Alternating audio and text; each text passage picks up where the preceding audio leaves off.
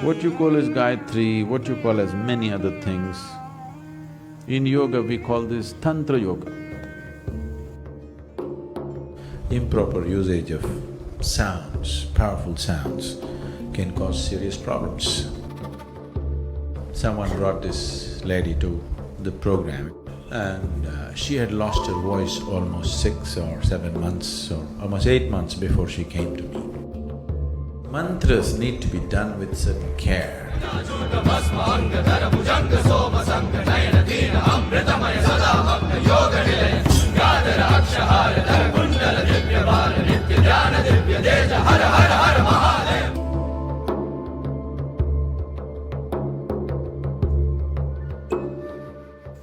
Gayatri is a powerful process, very different in its nature. It is not something that's entirely focused towards one's internal or spiritual growth or that dimension. It involves various things. So this was generally taught to every householder so that for the not so focused people, some substance, some support for well-being, health, success and other aspects of life. So Gayatri is not necessarily for a serious spiritual practitioner. It is more for a householder for whom spiritual process is also one aspect of his life. It's a possibility if it's properly initiated. We don't generally do those things here because except for the Devi, spiritual process here is devoid of all ritual. Internalizing the process is little more sophisticated and subtle, but far more reliable than external processes. When we use external processes to create inner dimensions, it leads to a certain limitation of space and time as to what we do and what we do not do. You can't be 24 hours spiritually on if you are involved in an external process. It's a good support, it's a good aid, but it's just that, it's a good support. In terms of support, there are many other ways to support this. Above all, those who are initiated by us here, we support them in a completely different way. They just have to they just have to ask for it, and wherever they are, there is a support system. Support system not in terms of teachers and volunteers and stuff. Energetic support is available wherever they are. So, because of our ability to provide this support to every human being, wherever they may be, we did not establish rituals of support. It is one of the most popular things that's been done in the country for a long time. Long time means particularly in the last 1,000 years. I think since Adi Shankara, he propagated this big time. Because when he came, there was a certain degradation of general population, so he wanted to teach something that's mass. Like today we are doing Isha Kriya, mass.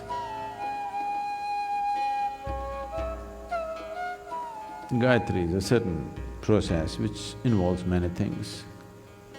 And considering the nature of what it is,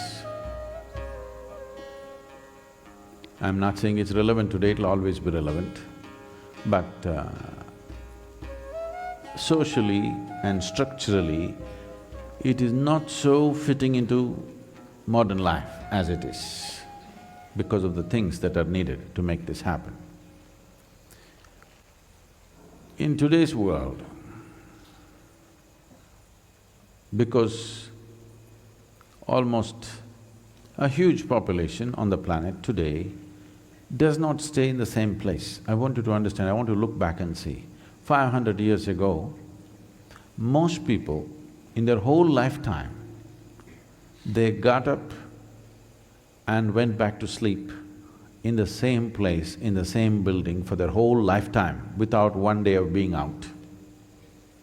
That's how life used to be. Today, I think very, very few human beings are like that. People like me, if I sleep on the same bed for 2 nights, I think it's a fortune. So, those days are gone. Because of that, certain rituals and certain ways of doing things, the relevance of that has come down substantially. I'm not saying the relevance of the basic practice is gone, no. But social things have changed, situational changes have happened, which doesn't facilitate those type of practices much. It's best they're internalized. Internalized processes can be done anywhere.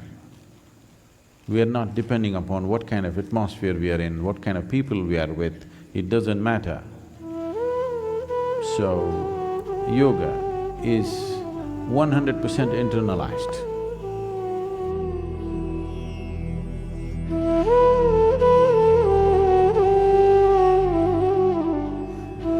What you call as Gayatri, what you call as many other things, in yoga we call this Tantra Yoga. When I say Tantra Yoga, today Tantra has found very ridiculous expressions, particularly in the Western nations. And people think if you utter the word Tantra, they're thinking about unbridled promiscuity. No, Tantra just means technology. There are various types of tantras. So if you employ technologies where external material is involved, that's called tantra.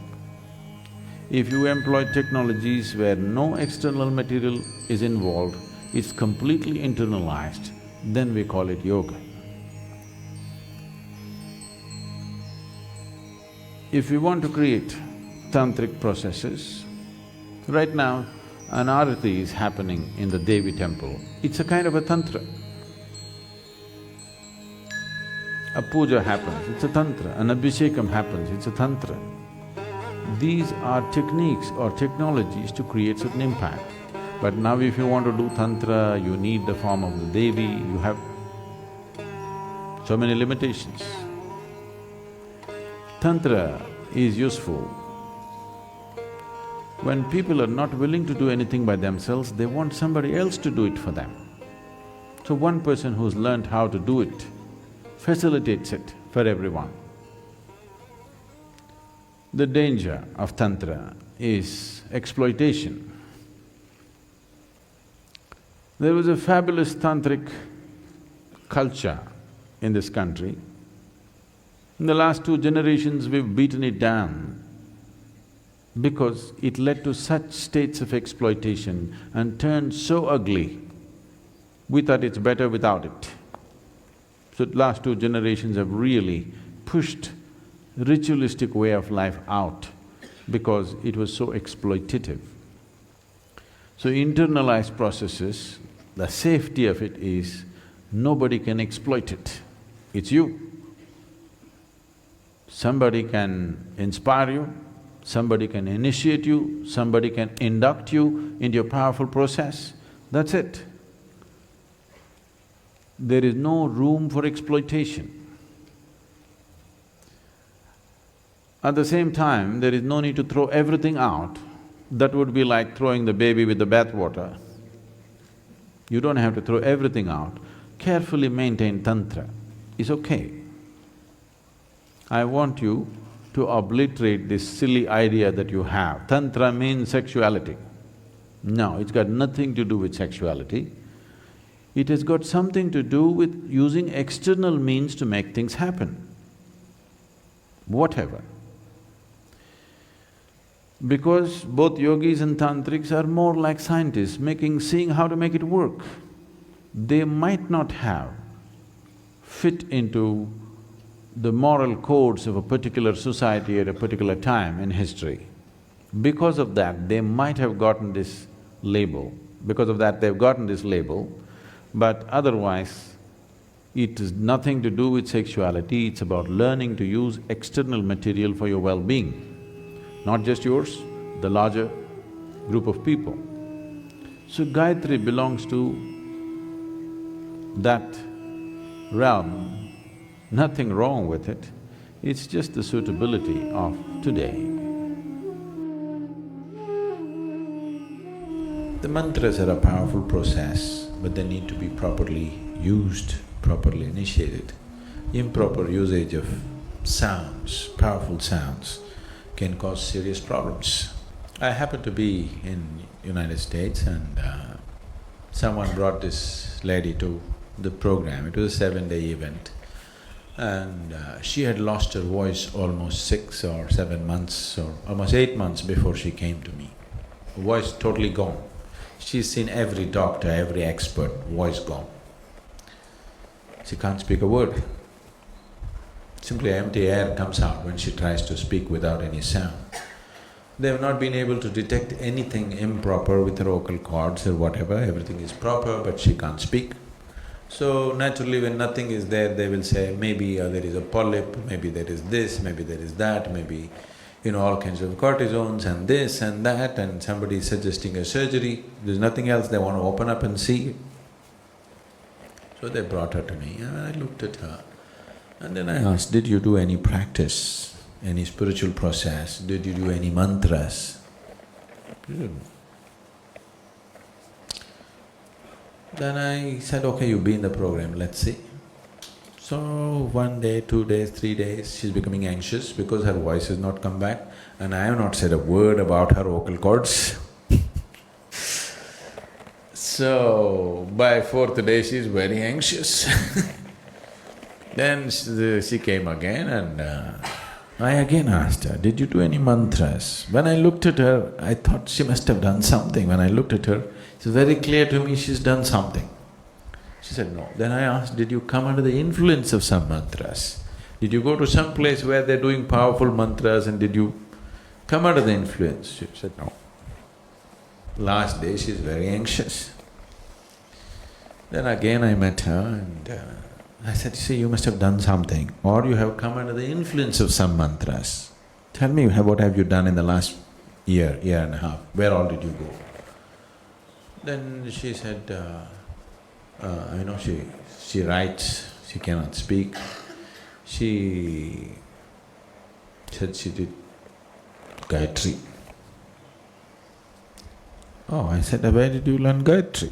She said, I went to India and I bought a CD.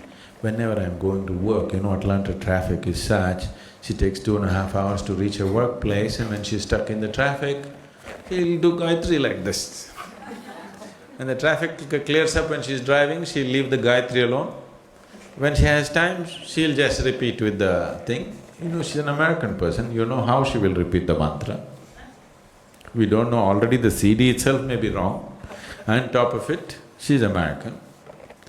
Sanskrit words will not come easy to her. No, I'm not commenting about America.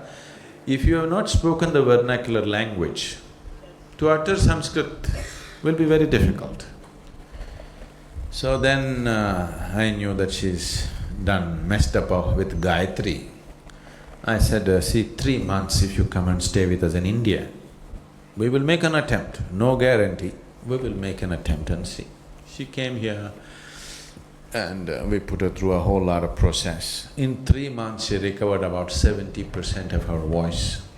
Still 30% was not there. That is, 30% not there means I first of all put her on, said, don't make an attempt to speak. At the most in a day, maximum 1 hour you can speak, rest of the time no speaking. Slowly she improved. Even then if she gets emotionally excited, voice will go off. If she gets little emotional excitement, voice will go. In about 1 year's time, she recovered almost 90%. But still she found if she got angry, her voice will go. I said, that's good. Let it stay that way. Whenever you're angry, at least you lose your voice. You don't say bad things at least. So, over 3.5 years' time, she recovered almost 100%. Only very rare moments it would give up, but generally almost 99% she recovered in about 3.5 years' time of practice. So mantras need to be done with certain care, with proper instruction and guidance.